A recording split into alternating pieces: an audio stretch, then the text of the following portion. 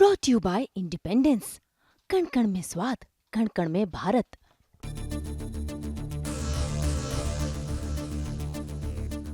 नमस्ते, जय हिंद। मेरा नाम है राहुल यादव और आप देखना शुरू कर चुके हैं हरियाणा तक। 78वें स्वतंत्रता दिवस की पूर्व संध्या पर आज हम आपको भारतीय सैन्य इतिहास की एक ऐसी कहानी से रूबरू कराने जा रहे हैं जिसे सुनकर आपके रोंगटे खड़े हो जाएंगे और आपको समझ आएगा कि जिस आज़ादी को आज हम जी पा रहे हैं उस आज़ादी की हमारे फौजियों ने क्या कीमत चुकाई है। ये कहानी शुरू होती है फरवरी 1963 में, जब चीन से 1962 की जंग खत्म हुए महज 3 महीने हुए थे।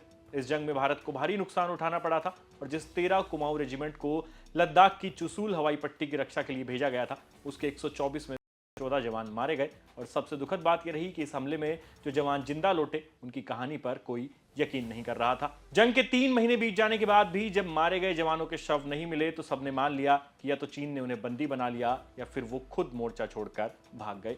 13 कुमाऊं की इस पलटन के बचे हुए जवानों को कायरता की भावना से देखा जाने लगा, लेकिन एक दिन रेजांगला की यह कहानी दुनिया के सामने आई और फिर सब कुछ बदल गया। आगे की कहानी अब आप खुद इस जंग से जिंदा बचकर लौटे कैप्टन रामचंद्र यादव से सुनिए, जिनसे हमारी संवाददाता सोनिया ने रेवाड़ी पहुंचकर ये बातचीत रिकॉर्ड की है। रात को तो सोना आराम था, मतलब, और उस दिन तो बहुत अलर्ट थे हम लोग। 8 प्लाटून ने रात को भेजी थी नायक हुक्म के नीचे। 3 सिपाही लाइट मशीन गन के 500 गज आगे नाले में लगाए ताकि दुश्मन की कोई हरकत लेने के लिए हमारी आ जाए तो वहीं उसको गिरा दें। अब हुआ क्या कि रात के जब 4 बजे ना, तो एक बहुत लंबा ब्रस्ट फायर हुआ लाइट मशीन गन का। पूरा पहाड़ गूंज गया। कंपनी तो मोर्चों के अंदर थी, क्योंकि जवान मोर्चों में ही अपनी जगह बना रखी थी सोने की, इकट्ठे नहीं सोते थे। मेरे सामने कहा, रामचंद्र क्या? मैंने कहा सर 8 प्लाटून का आगे हरकत हुई है। ये ले, मैंने कहा लाल फायर हो गया, दुश्मन से लगाव होगा। मैंने कहा क्योंकि वेरी लाइट का लाल फायर होगा तो इसका मतलब दुश्मन से लगाव होगा। मैंने कहा सर अभी मैं बात करके हरिराम साहब से बताता हूँ क्या पोजीशन है, कैसे क्या। 5 मिनट के बाद हरिराम साहब ने बोला कि रामचंद्र मेरे साहब को बताओ कि 8 दुश्मन आए थे, 5 मार दिए, 3 भाग गए। वो भी जख्मी तो हो गए लेकिन वो भाग गए। आप कहो तो उनकी राइफलें ले आए। मेरे साहब ने बोला नहीं, पोस्ट को भीतर बुला लो जवानों को और अपने मोर्चों में तैनात रहो। बोल ठीक है साहब। जवानों आगे सब कुछ हुआ। बात कर ही रहे थे कि 7 प्लाटून से खबर आई कि साहब दुश्मन हमारे सामने नाले से करीब 400 की नफरी में आ रहा है ऊपर की तरफ। मैं साहब बोला सूजाराम साहब, यह आज का दिन हमारी भारत माँ, दूध पिलानी माँ, इन दोनों का है। सूजाराम साहब बोले आप चिंता मत करिए साहब, हमारी मार में तो आने दीजिए साहब। अब इस गैप के ऊपर 3 इंच मोटर का जो फायर है उसका कोड वर्ड रखते हैं हम कि उनका नाम देते हैं, जो ही नाम बोलेंगे तो वहीं फायर आएगा। साथ ही 7 प्लाटून की 2 इंच मोटर, 9 प्लाटून आगे थी उसकी भी 2 इंच मोटर उसी नाले के अंदर। जब 250 गज के एरिया में आए हैं तो फायर खुले हैं। आप ये सोच लो कि सब कुछ 10 मिनट तक तो किसी को यही नहीं पता कि क्या हो रहा है। इधर से मोटर फायर करी, इधर वो कर रही। वो हमला नाकामयाब, सारे के सारे चाइनीज लौट गए वापस।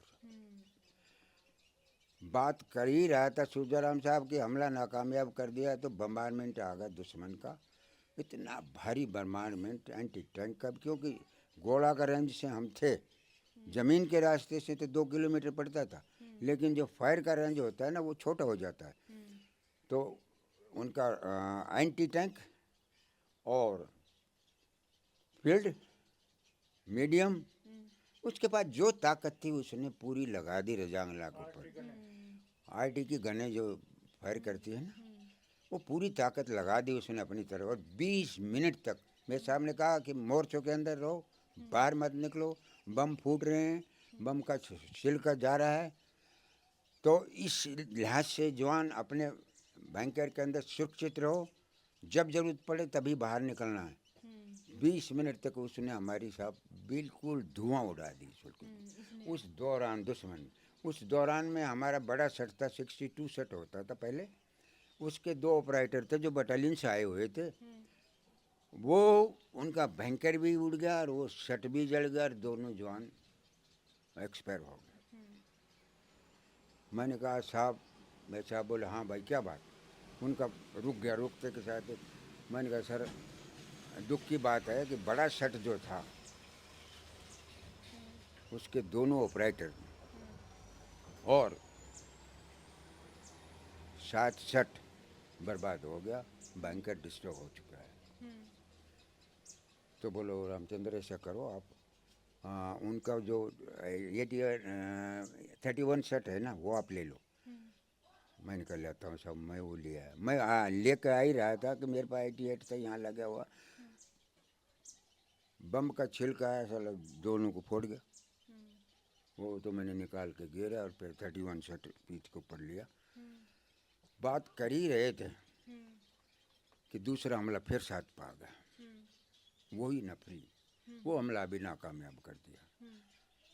बात कर ही रहे थे कि हरिराम साहब का आदेश है कि सब दुश्मन सामने से नफरी है 800 करीब हमारी तरफ बढ़ रहा है। तो मैं साहब बोला जैसे सुजराम साहब ने काम किया है उसी को आप दोहराएंगे क्या?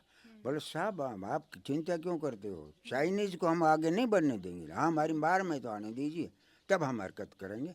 तो वही हुआ कि साहब वो पूरा का पूरा ऐसा चाइनीज का हाल कर दिया फायरिंग ने, क्योंकि वहाँ से 3 इंच मोटर, वहाँ से 2 इंच मोटर, वहाँ से 2 इंच मोटर, यहाँ से लाइट मशीन गन, नहीं उस माँ से कोई 150 के करीब जख्मी बचे होंगे, बाकी शुदा हथियार वहीं लौट के जैसे बीमार बेड हो जाए ऐसे ना, खेत में मर जाए ऐसे कैसे लौट के। वो बात कर ही रहा था कि शाम साइड से करीब 14,000 से एक हमला और आ गया साहब। हमला 8 के ऊपर आया तो बोले साहब घबराइए नहीं, वो आ रहे हैं नीचे उतर के और हम नीचे से ऊपर मारेंगे उनको। वो हमला भी नाकामयाब कर दिया उसका। हमारे पास 3,000 गोले थे 3 इंच मोटर के, सिर्फ गोले हमारे पास 40 बचे, बाकी फायर इतने ज़बरदस्त किया कि हद से ज़्यादा, तभी दुश्मन की कैजुअल्टी हुई, नहीं वरना होती नहीं इतनी। और वो नफरी में भी ऐसे चलता है साहब, आगे वाले के पास हथियार है 3, उसके पीछे खाली चलती है, अगला मर गया हथियार उठा लिया चल दिया, अम्युनिशन तो है ही उसके पास। ये पोजीशन थी उनकी, लेकिन हम उनकी जो चाल थी उसको हमने नहीं होने दिया बिल्कुल भी। उनको ये महसूस कर दिया कि लड़ाई लड़ते लड़ते हमारे को 6.5 हो गया, अब अम्युनिशन भी हमारा कम हो गया। साथ ही उस राइफल को आपने देखा नहीं, वो राइफल 303 राइफल ऐसा है, उसको कोक करना बहुत मुश्किल है। उस राइफल को उस बर्फ में कोक करना, जबकि हाथ की पोजीशन ये होगी, तो हमने मैं सामने कहा कि रामचंद्र ऐसा है कि ये राइफल से तो फायर नहीं हो पाएगा, इसी अम्युनिशन को लाइट मशीन गन से फायर करो। तो सारा फायर किया। 6:30 बजे हमारे पास बहुत कम अम्युनिशन बच चुका था, लेकिन हमारा इरादा ये हो गया था कि हम जीत चुके हैं, आत्मा से थी। मैं साहब बोला कि साहब हम कामयाब हो गए। ये बात कर ही रहा था कमांड पोस्ट से, मैं सेट से बात करके 7 प्लाउट 8 से करके 9 से करके बता ही रहा था। इतनी देर में फिर बम्बारमेंट आ गया दुश्मन का, बहुत भारी, इतना भारी बम्बारमेंट आया हद से ज़्यादा। एक स्प्लेंडर का टुकड़ा मेरे साहब के यहाँ लग गया। मैंने देख लिया कि लग गया भाई, क्योंकि एकदम झटका खाया ना, मैंने कहा टुकड़ा लग गया। मैंने बोला साहब रुको, मैं इसकी मैरम पट्टी कर देता हूँ, खून ज़्यादा निकल रहा है।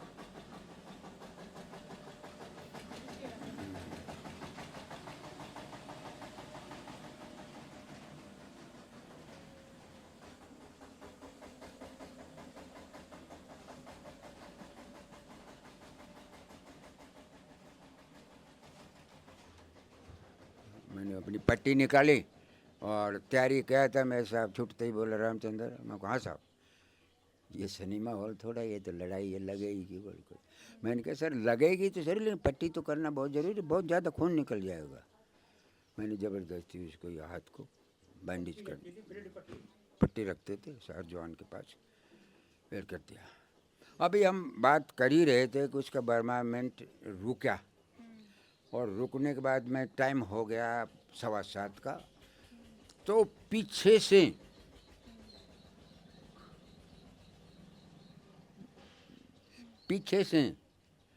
दुश्मन 7 के ऊपर भी, हेडक्वार्टर के ऊपर भी, 8 प्लाटून के ऊपर भी, 3 इंच मोटर के ऊपर भी पीछे से दुश्मन आ गया।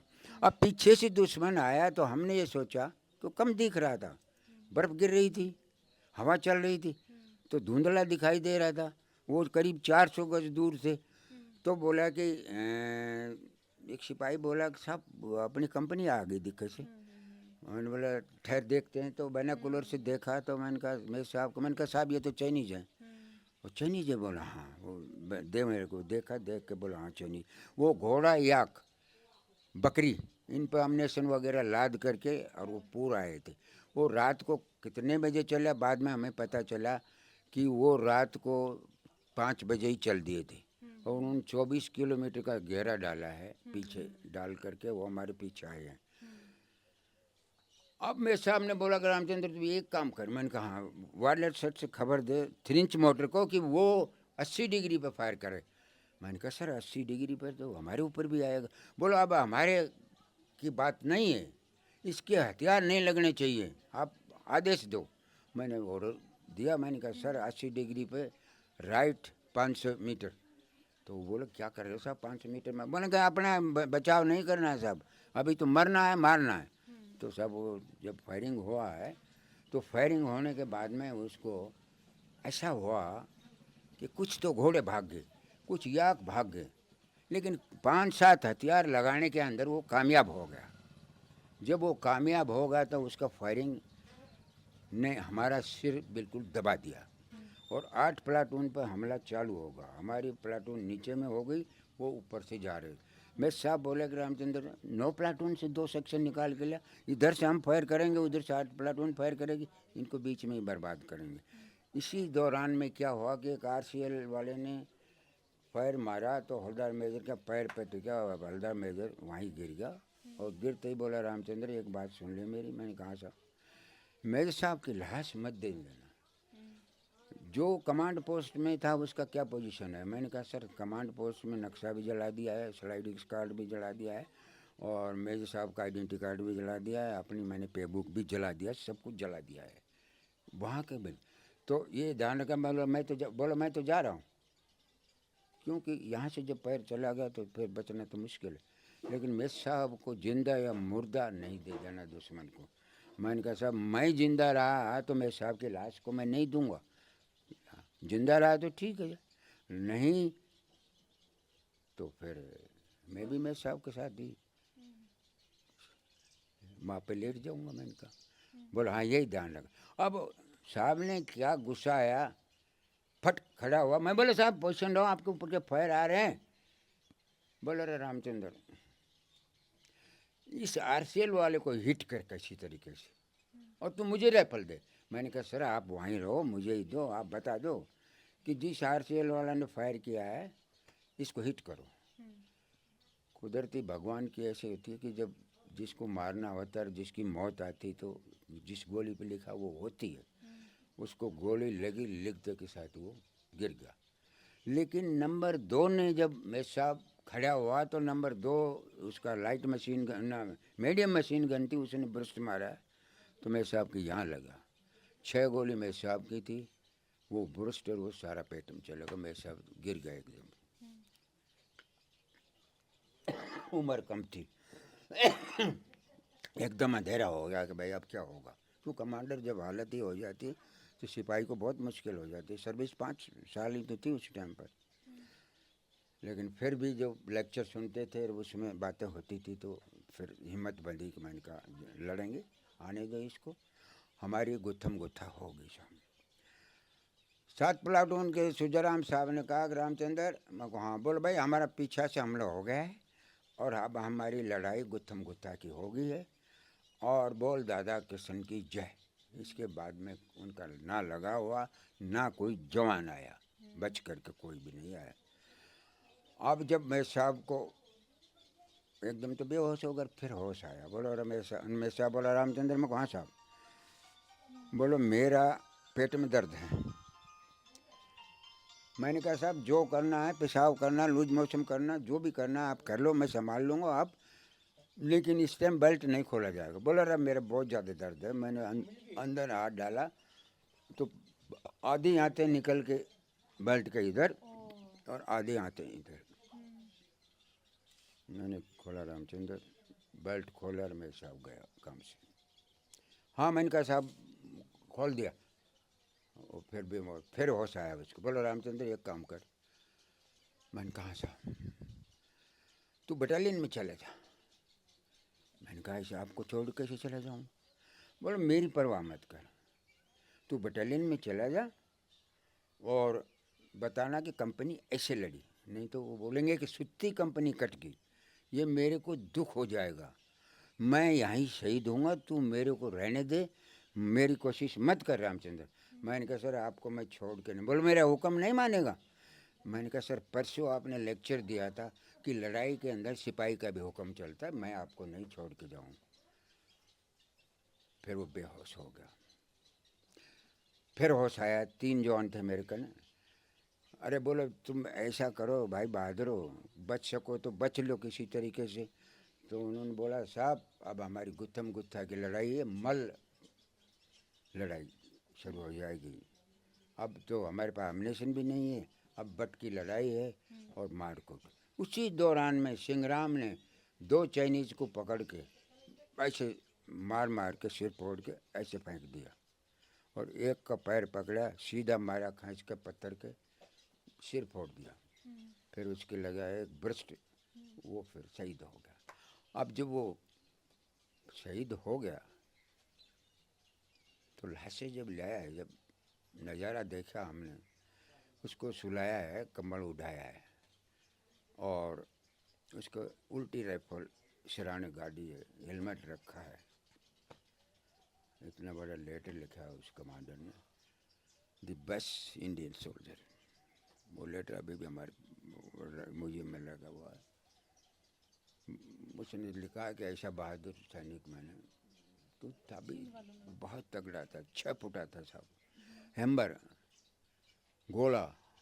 चीन वालों के उधर चले गए थे वो। हाँ चीन वाले ने लिखी ना, अच्छे सोल्जर की दुश्मन भी तारीफ करता है, तारीफ करता तो है। अपने जो 6 सोल्जर हैं वो क्या चीन के हिस्से चले गए थे? हाँ। अच्छा तो ये लड़ाई होती रही। जब मैं साहब को थोड़ा आया, बोलो रामचंद्र गया नहीं? मैं बोला दिलासा दे दे। हाँ मैंने कहा साहब मैं जाऊँगा, आप घबराओ मत, मैंने कहा हिम्मत रखो, मैं जाऊँगा, आप थोड़ा सा होश में हो जाओ, मैं जाऊँगा फिर आपको। बोलो मेरा होश आना नहीं है अब, आप चले जाओ।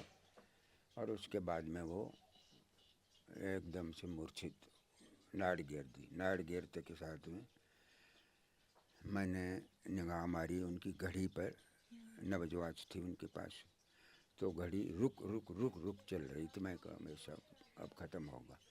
अब वहाँ से अगर मैं साहब को उठा के चलता हूँ तो 7 प्लाटून से 18,300 शैतान सिंह साहब, हाँ हाँ, अगर मैं उठा के चलता हूँ तो मैं दुश्मन वहाँ से मेरे को अंगेज कर रहा है, पहले ही देख रहा है, मेरे ऊपर का पैर जा रहा है, और कर निकलना मुझे सिर्फ 5 गज, उसके बाद में ढलान आ जाता है, फिर पैर असर नहीं करता है, मैं गैप में हो जाता हूँ, गोलियाँ ऊपर के निकले। लेकिन वो 5 गज निकलना भी बहुत कठिन था। लेकिन मैं जवान था साहब, जवानी थी, माँ ने बहुत खिलाया था मेरे को। मैंने मेस साहब को ऊपर लेट गया, और लेटने के बाद बाँत भर के, और कभी मेस साहब ऊपर, कभी मैं ऊपर, कभी ऐसे उसको पलौटा खाकर 4 गज जो हम रिज पर आ गया, रिज के इधर ढलते के साथ ही फिर मैं मेस साहब को उठा के कंधे पर मैं नीचे ले गया हूँ। 800 गज नीचे लाने के बाद में मैंने मेस साहब को रखा है, और 9 बजे मारी मैंने घड़ी पे, 7:15 का टाइम हो रहा था, मैं सब ख़त्म हो चुका था। अब वहाँ से क्या है कि डिमोरल हो गया बिल्कुल भी कि अब क्या करे रामचंद्र, कहाँ जाए तू। नीचे आया, मैंने सोचा कि क्वार्टर मास्टर राशन भेजता था, वहाँ आदमी होंगे और वाशरमैन वगैरह, तो उनको लेके मैं साहब की लाश को नीचे लेंगे। वहाँ पहुँचा तो वहाँ तो आग लग रही है, जल रहा है सब कुछ, राशन पानी हो गया, क्वार्टर मास्टर भी नहीं है। मैंने कहा यार ये तो फिर मामला है। इतनी देर में जीप आ गई साहब, और जीप आके मेरे पास रुकी। उन्होंने देख लिया था सिपाही रामचंद्र है। हाँ, पूरी बटालियन जानती थी क्योंकि मैं बॉक्सिंग खेलता था, इसलिए पूरे जानती था, हर जवान को पता था। तो बोला रहे तो रामचंद्र है, वायरलेस ऑपरेटर। वहाँ पहुँचे हैं साहब, मैं गया, मैंने कहा भाई एक बात बोल, भाई तेरी बात नहीं सुनेंगे, हमारी बात सुन। मैंने बोला जीप में बैठ करके आप बटालियन हेडक्वार्टर सीओ साहब के पास गए। सीओ साहब ने बोला, फट बाहर आया, बैठा गाड़ी ब्रिगेड हेडक्वार्टर से कमांडर साहब ने पूछा, राम जानता था वो, 4-5 दफ़ा पोस्ट पे गया हुआ था। बोले रामचंद्र, मैंने कहा हाँ साहब, क्या रहा। मेरा दिल